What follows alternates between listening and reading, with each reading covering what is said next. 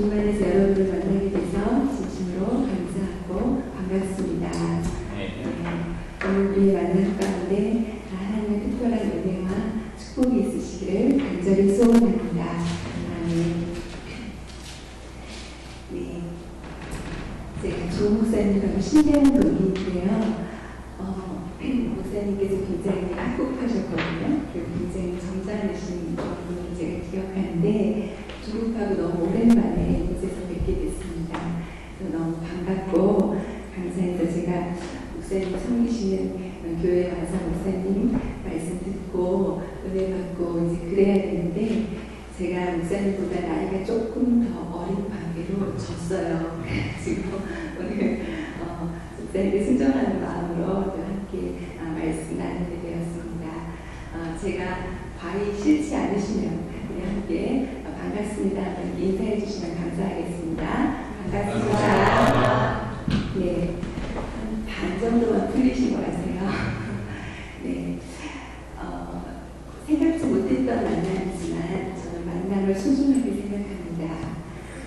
이 땅에서 만나는 모든 만남에는 꼭 해야 하는 인사가 세 마디 있다고 해요. 그 인사말을 항상 제가 모든 만남을 가질 때 가슴에 담아두고 있습니다. 이 땅에서 만나는 모든 만남 가운데서 해야 하는 첫 번째 인사말은 헬로우예요. 뭐라고요? 예, 만나서 반갑습니다. 이 만남에 대한 기쁨과 이 만남에 대한 감격을 활용하는 말로 이렇게 표현해 줘야 된다고 합니다. 제가 한국에서 와가지고요.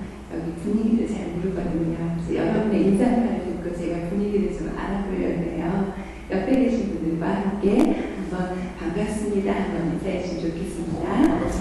반갑습니다. 네, 감사합니다. 잘 따라해 주셔서 너무 감사합니다.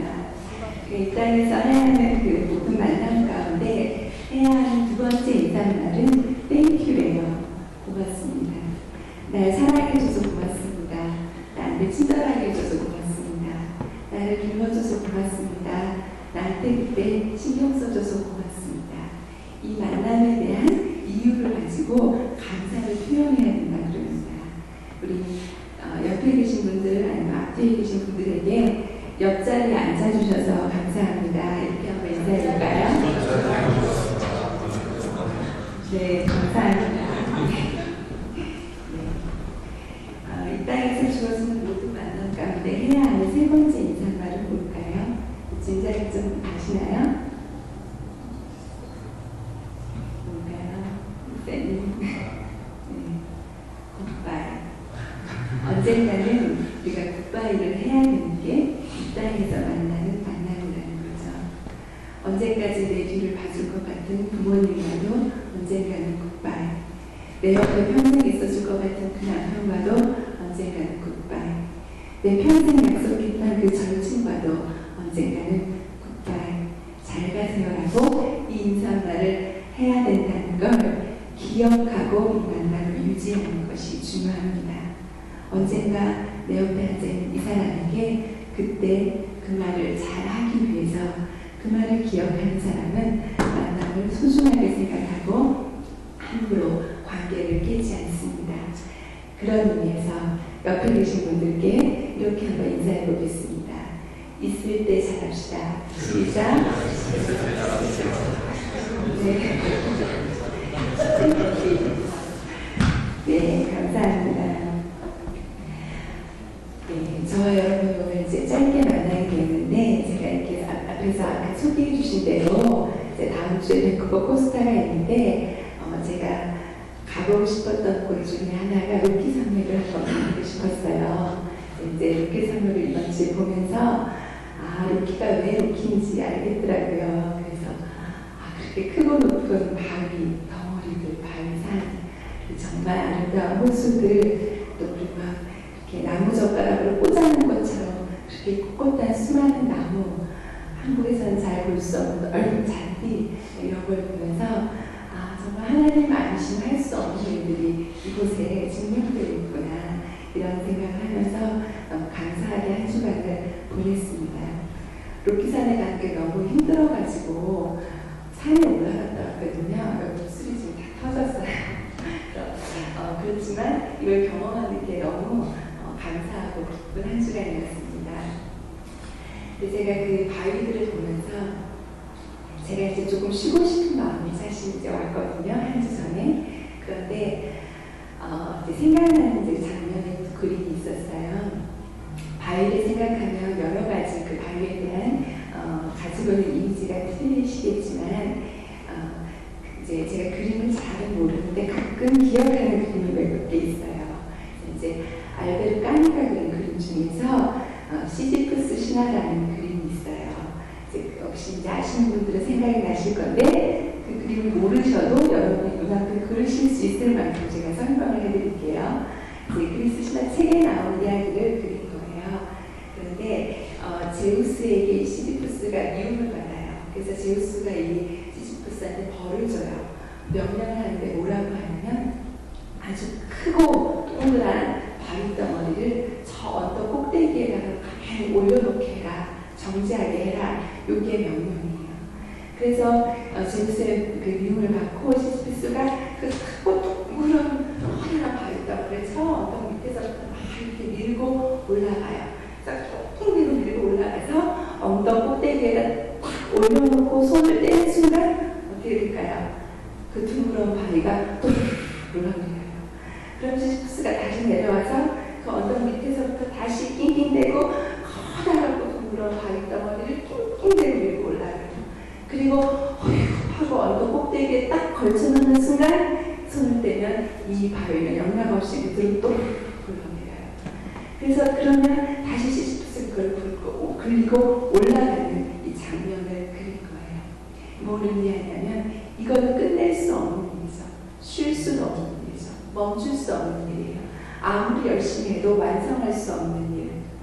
쉼도 없고 완성도 없이 끝없이 노동하는 인간의 한 모습을 그린 그런 모습입니다. 인생을 표현하는 또 하나의 그림 장면 가운데 우리에게 익숙한 말씀이죠. 다윗이 노래한 그 그림이에요. 앞에는 푸른 풀밭이 탁 펼쳐져 있고 한쪽으로는 시냇가가 있고 그리고 아주 맛 좋은 풀을 실컷 먹고 나서 다 뜯어먹은 이제 양들이 배를 두드리면서 다 이렇게 삼삼오오 모여있고 근데 저쪽에 이리 한 마리가 있어요. 언제 쳐들어갈까 언제 잡아먹을까 이렇게 호시탐탐 노리고 있는데 근처에 못 와요. 왜냐하면 이 양떼 옆에 뾰족한 지팡이와 막대기를 가지고 있는 이 목자가 늘 서성이고 있어서 이 목자 때문에 이리가 꼼짝도 못하고 양떼들은 아무것도 모르고 풀밭에서 배 두드리면서 쉼과 안식을 누리고 있는 그런 장면입니다.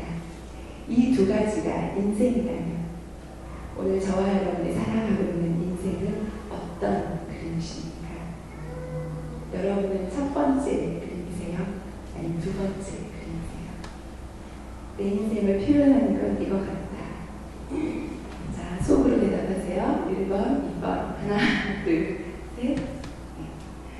우리가 신앙 안에 있기 때문에 솔직히 2번이고 싶은데 사실 인생의 무게가 느껴질 때가 많이 있죠. 인생은 다 자기의 저마다의 짐이 있습니다. 참 무거워요. 별건 아닌 것 같은데 나한테는 특별히 그게 무거울 수도 있죠. 가난도 인생의 짐이죠. 그래서 가난이 짐이 되고 그걸 벗어나고 싶어서 이민 오신 분들도 계시고 또 돈이 많으면 좋을 것 같은데 돈이 인생의 짐이에요. 잘 안 믿으시는 것 같은데 돈도 많으면 인생의 짐이 돼요. 또 못 배운 사람은 무식한 게 일생의 짐이 되고 많이 배운 사람은 또 많이 배운 게 그 지식이 인생의 짐이 돼요. 신기하죠? 뭐든지 많으면 좋을 것 같은데 책이 많은 것도 짐이 되고요. 살다 보니까 옷 많은 것도 짐이 되고요. 다 짐스러울 때가 있어요.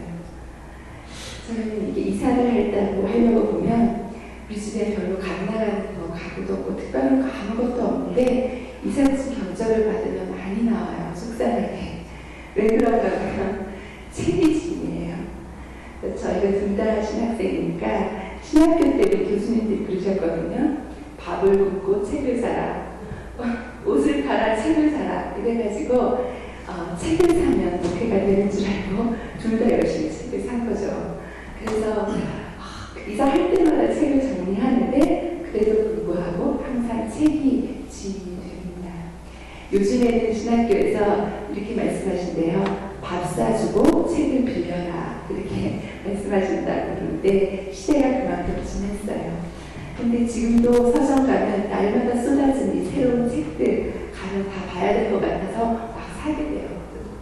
충동 구매가 가장 많이 일어나는 장소가 서점입니다. 뭐든지 많고 많으면 풍부하고 좋을 것 같은데 그게 다 짐이 되더라고요. 사람도 짐스러워요. 나에게 평생 은혜를 끼쳐주신 부모님인지 알지만 어느 순간 내 어깨 위에 그분의 무게가 실려있고 때로는 남편도 짐이 되고요. 아내도 짐이 되고요. 눈에 넣어도 안 할 것 같은 그 자식이 짐이 되고 어느 순간 그리고 인생의 마지막 쯤엔 이걸 깨닫는데요. 가장 큰 짐은 바로 나 자신이구나. 내 한번 거두는 것이 이렇게 큰 짐이었구나. 이걸 인생의 마지막 순간이 될수록 우리는 깨달아가고 있습니다. 이 땅에 살았던 어떤 위대한 사람도 어떤 철인도 어떤 강한 사람도 정복하지 못했던 짐이 있는데 그게 바로 죄라는 짐입니다. 그 짐을 스스로 해결한 사람이 아무도 없습니다.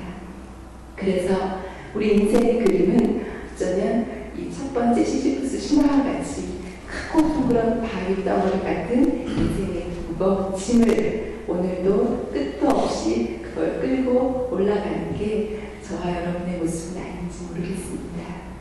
그런 우리의 인생에게 예수님께서 말씀하십니다. 내가 너희에게 주려는 건 그런 고통이 아니라 그런 끝없는 노동이 아니라 쉼과 안식이라고. 근데 우리는 예수님을 믿잖아요. 교회에 왔잖아요. 그런데 오늘 우리는 왜 여전히 수고스럽고 고통스럽고 쉼과 안식을 누리지 못하고 있는 것입니까? 진짜 참된 안식을 원한다면 어떻게 해야 될까요? 그 중요한 질문에 대한 대답이 오늘 우리가 읽은 말씀 가운데 기록되어 있습니다. 너희가 진짜 참된 안식을 얻기를 원하니 그러면 이렇게 해라. 저를 한 번만 따라해 주시면 감사하겠습니다. 아까보다 조금 힘있게 해주시면 더 읽겠습니다. 오라, 매라, 배우라. 예, 다시 한번. 내게로 와서 내 머리를 메고 내게 배우라. 예, 주님께서 그렇게 말씀하십니다. 우리가 어쩌면 익숙한 말씀인데 우리 오늘 읽었던 28절 말씀 같이 한번 읽어보시겠습니다. 마태복음 11장 28절 말씀. 각자 성경책 가운데서 목소리를 맞추어서 함께 합독하겠습니다. 시작. 수고하고 무거운 짐진 자들아 다 내게로 오라. 내가 너희를 쉬게 하리라. 아멘. 예수님께서 우리를 부르세요. 진아, 양소가 이렇게 여러분 이름을 부르시는데 뭐라고 부르시냐면 오늘은 수고하고 짐진 진아, 힘들고 지쳐있는 진아, 수고하고 무거운 짐진 자들아 라고 우리를 부르세요. 우리가 무거운 것을 알고 계세요. 우리 인생이 무겁다는 걸 주님께서 알고 계시고 오늘 이 아침에 우리를 그렇게 불러주십니다. 예수님은 이 성육신 하셔가지고 하나님이시지만 이 땅에서 삶을 철저하게 인간으로 사셨기 때문에 우리가 얼마나 힘들게 살고 있는지 정말 아세요. 그분은 그 광야에서 배고픔을 경험하셨기 때문에 인생의 굶주림을 아시고 십자가에서 절교하실 만큼 목말라 보셨기 때문에 인간의 목마름을 알고 계시고 그렇죠? 또 사랑하는 제자들에게 그렇게 배신당했기 때문에 가까운 사이에서 일어나는 이 관계의 어려움도 알고 계시고 이 모든 머리 들 꽃조차 없는 삶을 사셨기 때문에 인생의 공고함을 다 알고 계십니다. 그 예수님께서 수고하고 무거운 짐진 자들아 다 어떻게 하라? 내게로 오라고 말씀하십니다. 오늘 이 아침에 나오신 저와 여러분은 주님께로 나오실 줄로 믿습니다. 아멘. 아멘. 제가 다시 한번 묻겠습니다. 여러분 오늘 교회에 오셨습니까? 예수님께 오셨습니까? 네, 수준이 높으시네요. 금방 알아들으셨어요. 네. 이렇게 교회 밖에 있는 사람들도 인생이 무거워요.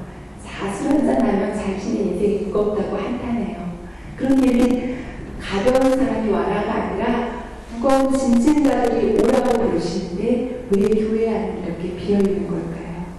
왜 자기 인생이 무거운 줄 알면서 짐진 사람 오라는데 안 오는 걸까요? 왜 그럴까요? 왜냐하면 사람들은 이렇게 생각해요. 내가 교회에 가면 내 인생의 짐이 가벼워지는 것이 아니라 내 인생의 테두리 가운데 종교라는 영역이 하나 더 들어와서 내 인생의 짐이 더 버거울 거라고 생각해요. 그렇지 않나요? 교회 안에 들어와서 안 그래도 바쁜데 삶이 바쁘고 힘든데 또 교회 활동해야 된다 그러고 뭐 해야 된다 그러고 이 종교라는 테두리가 들어가서 내 무거운 짐을 가져다 주는 게 아니라 내 어깨에 짐 하나를 더 얹어줄 것 같은 그 부담감 때문에 사람들은 이 시간에 여기 있지 않는 것입니다. 예수님은 그렇다면 종교입니까?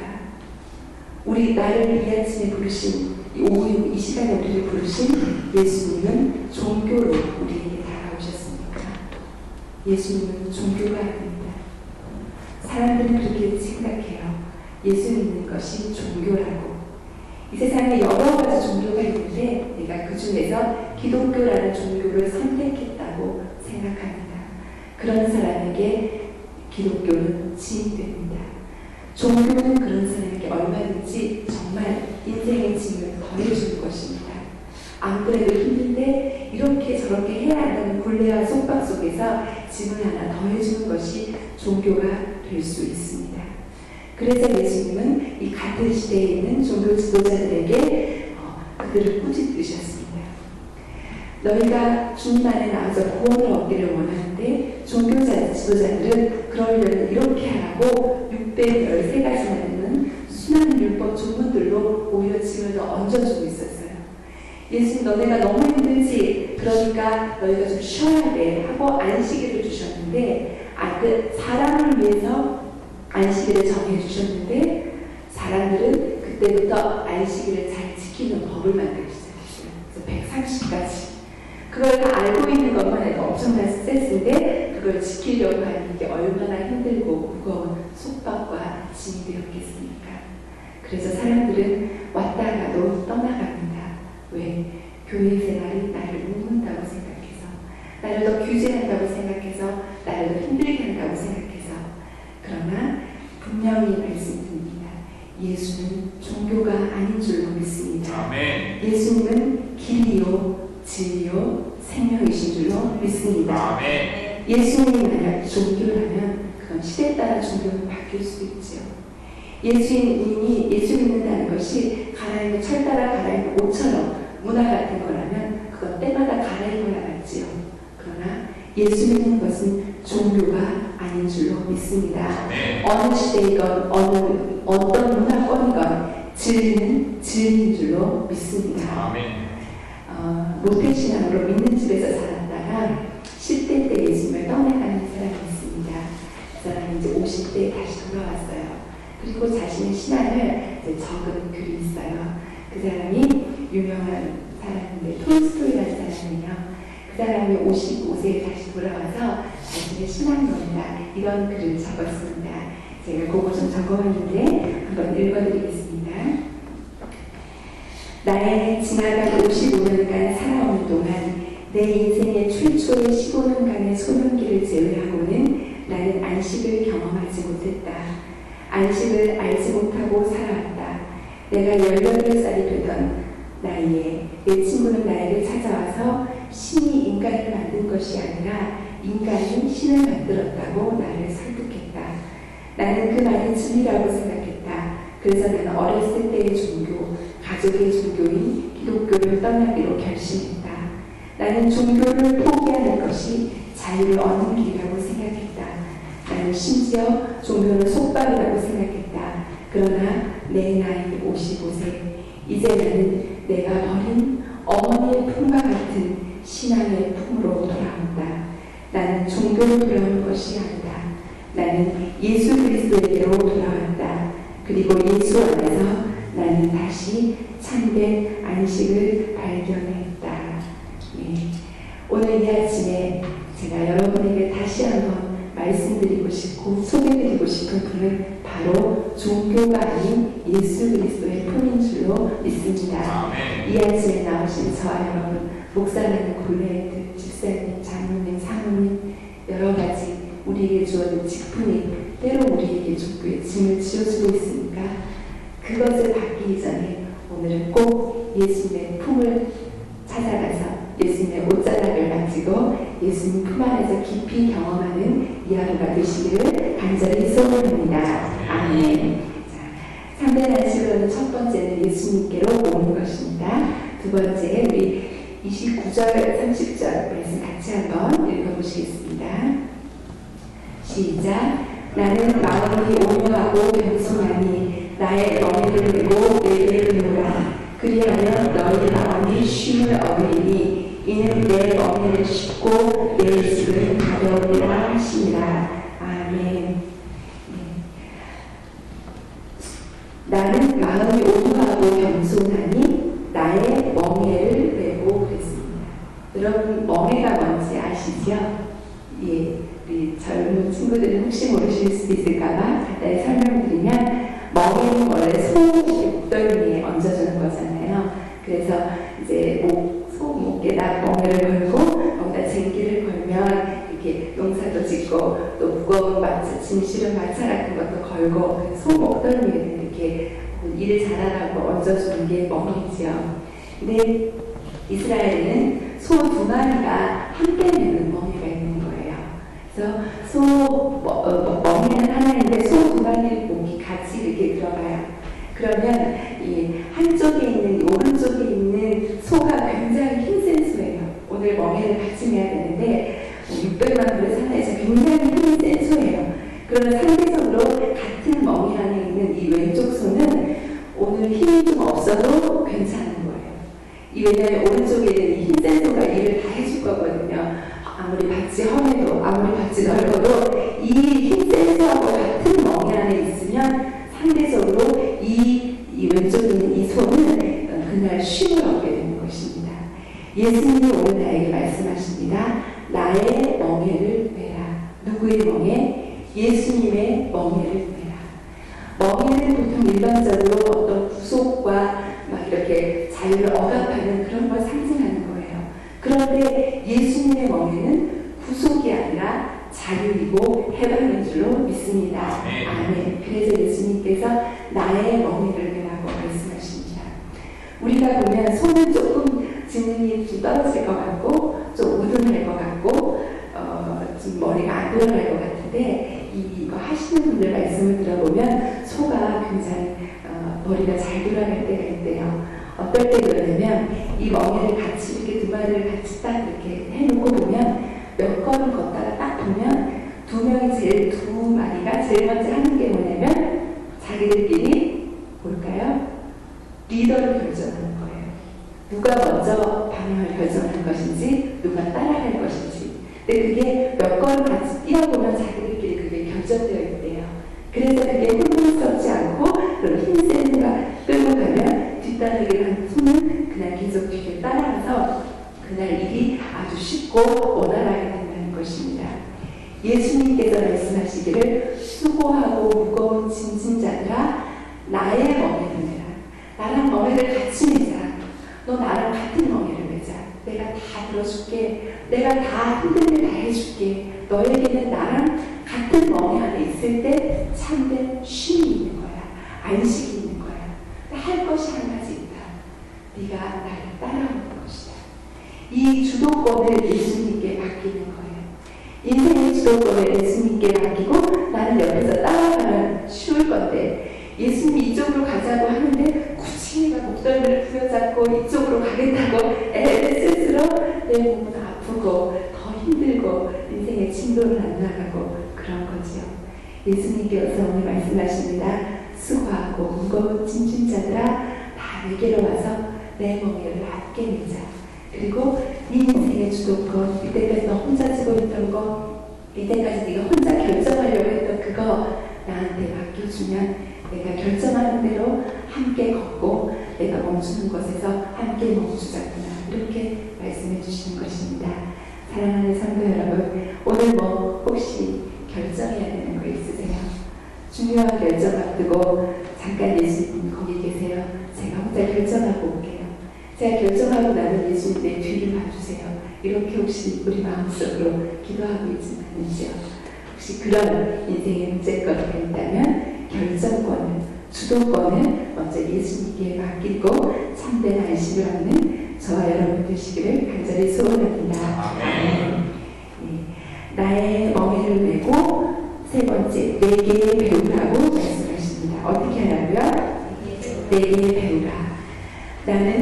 나는 마음이 온유하고 겸손하니 나의 멍에를 메고 내게 배우라고 말씀하십니다. 가장 못 쉬는 사람, 가장 교만한 사람이 가장 못 쉽니다.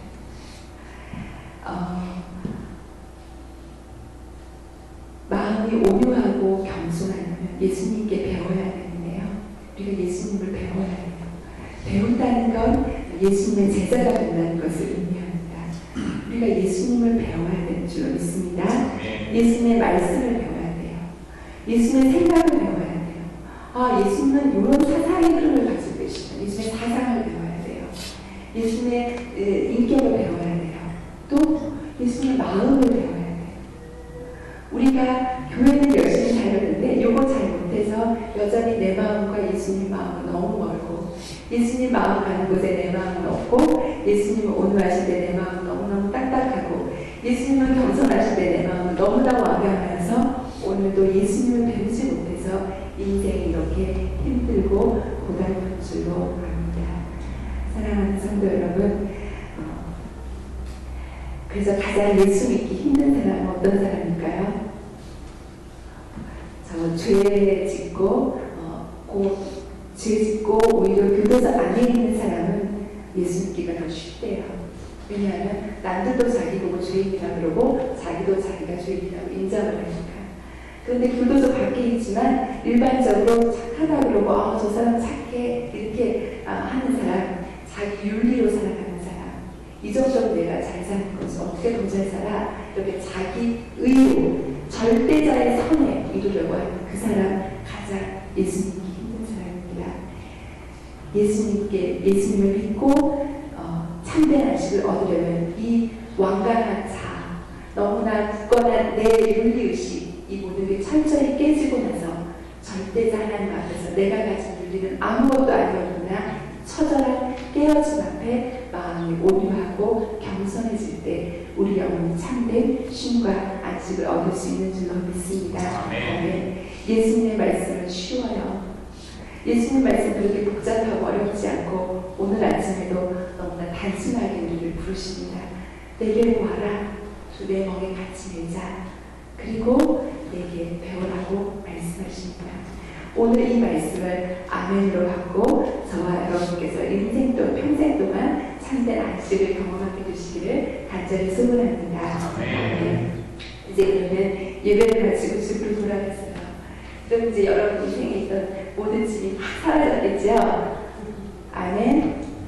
아멘이 별로 안 없으시네요. 네. 이 말씀을 진심으로 아멘으로 받았는데 집에 가면 저 방 한쪽에 있었던 그 짐꾸러미가 그대로 있을 거예요.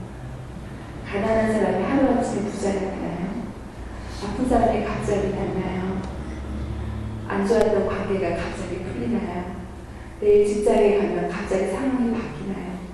우리 집안에 있는 그 문제 덩어리, 그 가정의 어려움이 갑자기 다 없어지나요? 순간이동하나요? 그렇지 않아요. 그건 그대로 있을 거예요. 어쩌면 우리가 인생에 가지고 있던 그 짐꾸러미, 그게 무엇인지 어쩌면 예배를 마치고 나가면 내 삶의 그 현장에 그곳에 그대로 있을 것입니다. 그런데 분명한 것은 오늘 이 말씀을 아멘으로 받는 사람에게는 달라지는 한 가지가 있어요. 그게 뭘까요? 그 짐꾸러미를 바라보는 눈이에요. 전에는 우리 집안에 있는 그 부석탱이는 고녀석 그것 때문에 이게 안 되는 거였거든요. 그 짐을 내가 지고 가야 되는 거였거든요. 그러나 나를 가장 힘들게 했던 그 짐꾸러미를 바라보는 나의 시각이 바뀔 때 예수님께서 우리에게 주시는 참된 안식을 경험할 수 있게 되는 줄로 믿습니다. 아멘. 저는 이제 말씀을 마쳐야 되는데 사실 2년 전에 제가 갑상선암 수술을 했어요. 이제 제가 열심히 삶을 살았거든요. 내게 주어진 삶은 유명한 목사님, 스타 목사님은 아니지만 내게 주어진 교회 일, 내게 주어진 가정일, 하루하루 나의 삶을 최선을 다해 살았는데 그냥 이제 나이가 되니까 이렇게 건강검진 하라고 나라에서 왔어요. 근데 그것도 시간이 없어서 계속 못 가다가 자꾸 이제 오라는 통지서를 받고 이제 하루 날짜고 가서 건강검진을 했고 이제 또 그냥 이제 좀 피곤했는데 잠이 부족해서 그렇다 이렇게 생각하고 늘 하루 쉬까지 괜찮아 이렇게 살았어요. 근데 이제 처음 해봤는데 결과가 이상하다고 조직검사를 하라는 판단을 받았어요. 그래가지고 설마 이래서 아니겠지? 이러면서 이제 조직검사 뭐 세침을 이런 걸 다 하고 나서 조직검사 결과가 발표하는 날 이제 병원에서 혼자 갔어요. 아니게 해주세요 이러면서 기도를 열심히 하고 딱 가서 진료실에서 이제 그 조직검사 결과를 받았는데 제 암이 의대 교과서에 나오는 전형적인 갑상선 암이고 그 암이 지금 한가운데 있어서 성대신경을 누르고 있으니까 빨리 수술을 하는 게 좋겠다 이런데 진짜를 받게 됐어요. 그래서 네 알겠습니다. 이러고 이제 딱 이렇게 문을 닫고 나오는데 드라마 같은 거 보면 왜 이럴 때 왜 하늘이 돌고 막 이러잖아요. 그래서 혼자 갔으니까 그렇진 않더라고요. 다 이렇게 정상인데 다리에 좀 힘이 없어요. 이제 그 간호사가 말씀해 주셨어요. 자, 수납 창고에 가서 수납하고 가세요. 이제 이렇게 말씀하셔서 이제 수납 창고를 걸어가는데 이제 종합병원이어서 이 줄을 서야 돼서 번호표 받고 이렇게 기다리고 있는데 마음에 이런 게 올라오는 거예요. 내가 왜 하나님 어떻게 나한테 이러실 수가 있어요? 아니 제가 열심히 살았는데 하나님 아시면서 정말 있던 거라도 없어져야지 이게 뭐예요? 이렇게 속에서 원망이 올라오고 있었어요. 근데 이제 안 그래야지 했는데 항상 우리 신방가면 이렇게 어려움의 가정에 가서 이렇게 제가 설교하잖아요. 항상 기뻐하라, 쉬지 말고 기도하라, 범사에 감사하라 하신 그 말씀대로 우리 감사하며 삽시다. 모든 것이 합력하여 선을 이루십니다. 이렇게 설교하는데 그래, 내가 이 순간 이걸 한번 해보자 이런 마음이 들었어요. 근데 이제 원망하지 말아야지 하고 이제 앉아있지는 머릿속으로 돌아가는 거예요. 행동은 아무것도 안 하지만 이 생각의 회로는 차단시킬 수가 없어서 제가 이제 수첩을 꺼내가지고 그날 내가 이 순간에 감사한 이유 10가지를 적었어요. 제가 그 수첩에 기록해갖고 다녔어요. 제가 한번 읽어드릴게요. 2013년 10월 4일 금요일 조직검사 결과 암 판정을 받고 대기실 수납창고 앞에서 하나님 감사합니다. 검사로 이것이 발견되게 하시니 감사합니다. 둘째, 발견되게 하시면 치료해 주시려는 것으로 알고 감사드립니다. 셋째, 아픈 게 아이들과 남편이 아니라 제가 아파서 감사합니다. 넷째, 두 아이의 출산을 마친 후여서 감사합니다. 하나님 타락이 아니라 연약함으로 인해 하나님을 의지하게 해주셔서 감사합니다. 의료 혜택을 받을 수 있는 곳에서 발견되게 해주셔서 감사합니다. 인생의 사명을 기억하게 하시며 감사합니다. 주님을 더욱 사랑하게 하시며 감사합니다. 하나님, 암이라고 진단받기 이전보다 지금 이 순간에 주님을 더 사랑합니다. 아멘. 이렇게 제가 10가지를 적고 딱 앉아있으니까 수납창고에 제 번호표가 떠서 수납하고 왔고 제가 이제 연말에 암 수술을 받았습니다. 그리고 제 건강 문제를 그냥 하나님께 맡겨드리기로 했어요. 우리가 살아가고 있는 인생의 짐이 이거 하나에서 이거 조그만한 거죠. 갑상선암은 제일 착한 아이라고 하니까 이러면서 그런 거죠. 여러분이 지금 가장 힘들어하는 그 인생의 짐은 무엇입니까? 아내가 때로 너무 힘들 수도 있고요. 남편이 너무 나를 힘들게 할 수도 있고 이 평생 가도 끝나지 않는 자식 뒷바라지, 자식이 나를 너무 힘들게 하는 걸 수도 있고요. 이 끝나지 않는 인간관계, 헤어날 수 없는 이 가난, 지긋지긋한 어려움, 무엇이 여러분을 가장 힘들게 하십니까? 그 인생의 짐을 이제 나 혼자 지지 말고 예수님께 나와서 짐덩어리를 맡기고 예수님의 멍에를 함께 메고 예수님의 마음을 배워가면서 참된 쉼과 안식을 경험하는 저와 여러분 되시기를 간절히 소원합니다. 아멘. 함께 기도드리겠습니다. 하나님 아버지, 주님의 말씀을 늘 들으면서도 우리의 마음이 무겁고 주님을 따른다고 하면서도 자유함이 없는 그 원인이 도대체 어디 있었는지 오늘 주신 말씀을 통해서 다시 한번 생각하게 되었습니다. 하나님 아버지, 간절히 간구하오니 이 교회라는 건물 속에만 나오는 것이 아니라 주님께 가까이 나와서 주님과 교제하는 지성소에 머물게 하여 주시옵소서. 주님과 함께 멍에를 매게 하여 주시고 주님을 배우면서 주님처럼 자유하고 주님처럼 가볍고 주님처럼 능력 있는 사람들로 살아가게 하여 주시옵소서. 아멘. 수고하고 무거운 짐을 지고 가는 우리를 위해서 푸른 초장 쉴만한 물가로 인도하여 주시는 우리 주 예수 그리스도의 이름으로 기도합니다.